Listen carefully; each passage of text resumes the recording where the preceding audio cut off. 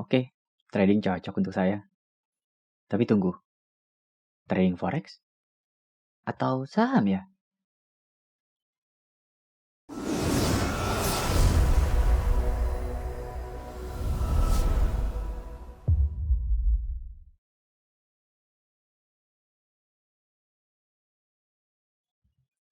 Halo, jumpa lagi dengan trader baik hati. Sebelum kita lanjut bercerita, saya ingin memberitahukan untuk teman-teman yang baru pertama kali menonton video di channel ini. Channel ini akan banyak menceritakan tentang trading, konsep dan cara kerja dari teknik trading termasuk indikator. Di mana dari informasi yang saya sharing, silahkan teman-teman otak-atik, setup variabelnya, backtest. Kita akan bicara apa itu backtest di video lain. Kemudian men-trial dan mengkombinasikannya menjadi strategi teman-teman. Jadi, kalau teman-teman berharap bisa mendapatkan teknik trading dan strategi yang instan dan bisa langsung di-copy ke dalam strategi teman-teman, channel ini bukan untuk Anda. Silakan teman-teman mencari channel yang lain. Oke, kita lanjut ceritanya. Ketika kita sudah memutuskan untuk, oke, saya akan trading. Dan teman-teman mulai browsing informasi tentang trading. Ternyata ada beberapa pilihan jenis online trading. Ada trading forex, trading saham, ada komoditi. Ketiganya trading, sama-sama mengambil keuntungan dari selisih beli dan jual. Tapi kita jadi harus pilih lagi nih, mana yang cocok untuk kita. Oke, kita coba bercerita satu persatu. Kita akan mulai melihat dari barang yang diperdagangkan. Yang pertama, forex. Teman-teman bisa membayangkan forex sebagai money changer. Yang kita perjualbelikan adalah mata uang. Misal, kita membeli US dollar seharga Rp10.000 per 1 dolar. Kenapa kita membeli US dollar?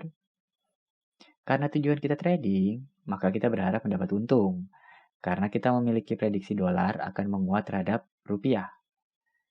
Misalkan di dalam prediksi kita punya target akan menjualnya ketika harga per 1 dolarnya sudah mencapai 15.000. Kita mendapat untung dari selisihnya dong. Nah, itulah forex. Kalau saham, yang kita perjualbelikan adalah kontrak atau surat keikutsertaan dalam modal suatu perusahaan. Sekali lagi, karena ini trading, maka kita membeli karena kita prediksi harga saham tersebut akan naik.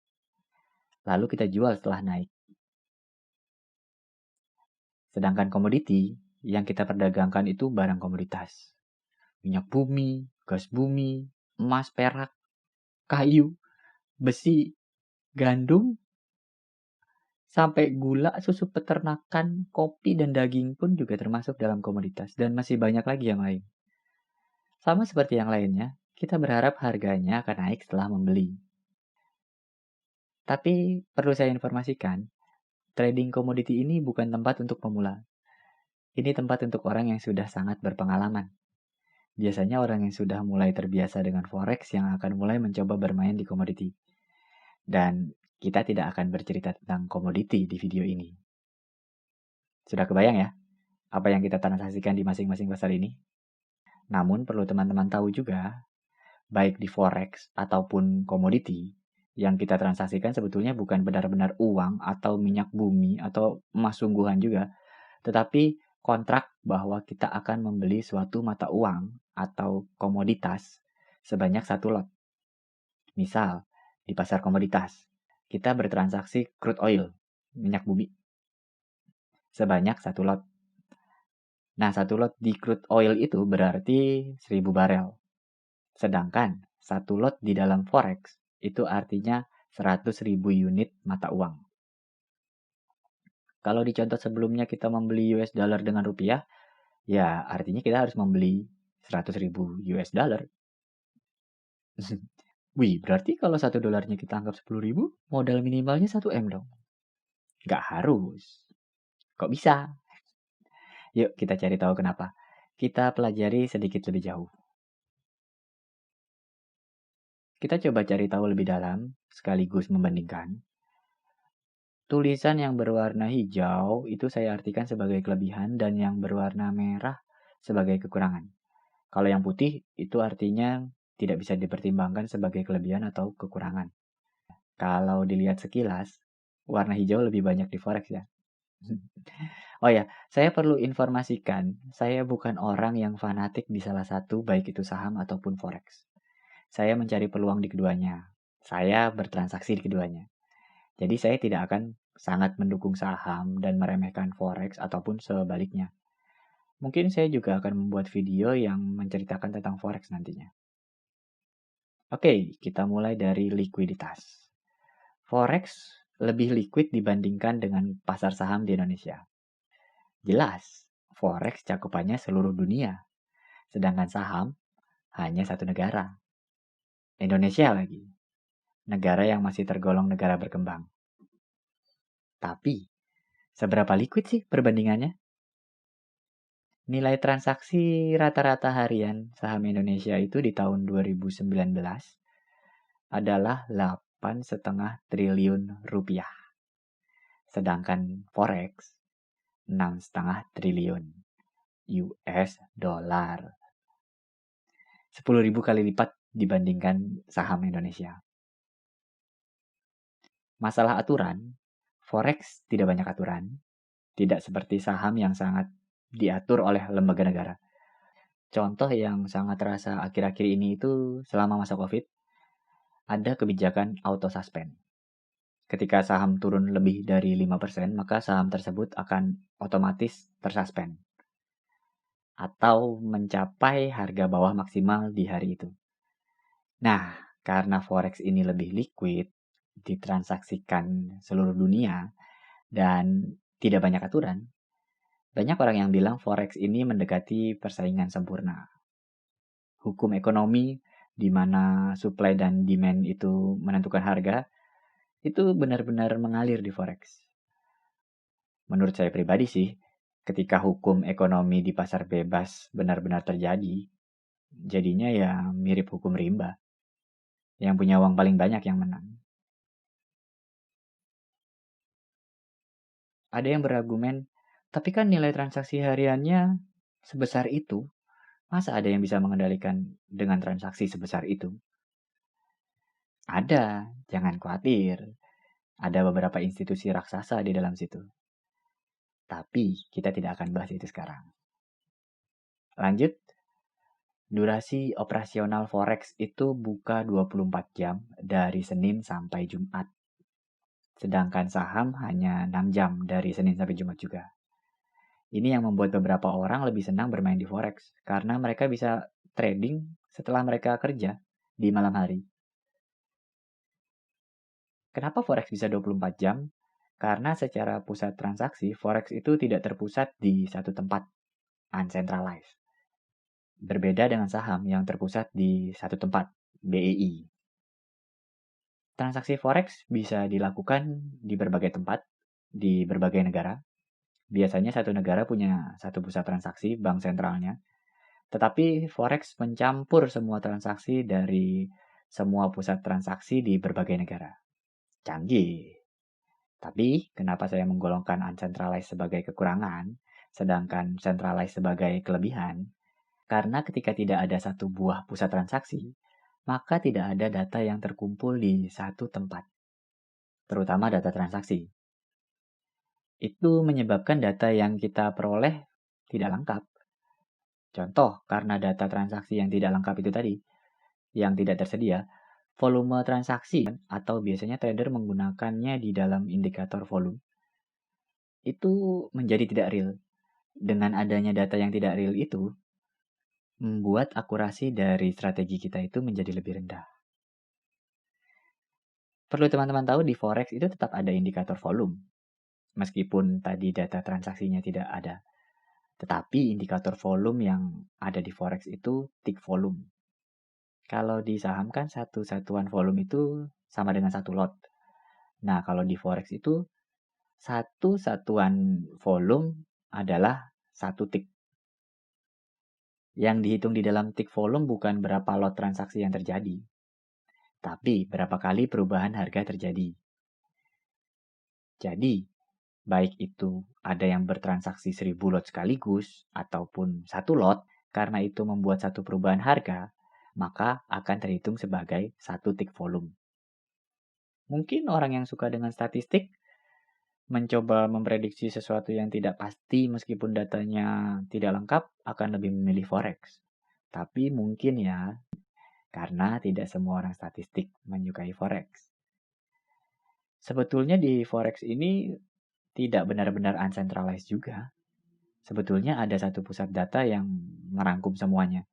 Kalau tidak ada, tidak mungkin ada grafik. Tapi di forex ini hanya pihak-pihak tertentu yang bisa mengakses pusat data tersebut. Saya sudah sempat menyinggung ya, siapa yang berkuasa di forex ini. Kita lanjut melihat dari sisi leverage. Apa itu leverage? Singkatnya, leverage itu adalah hutang. Kita bisa bertransaksi sekian kali lipat dari modal yang kita depositkan di broker. Berapa kali lipatnya itu leverage. Rata-rata broker forex di Indonesia menyediakan leverage sampai dengan 1:100. Jadi maksimal kita bisa bertransaksi 100 kali lipat dari modal kita. Ini adalah jawaban dari pertanyaan sebelumnya.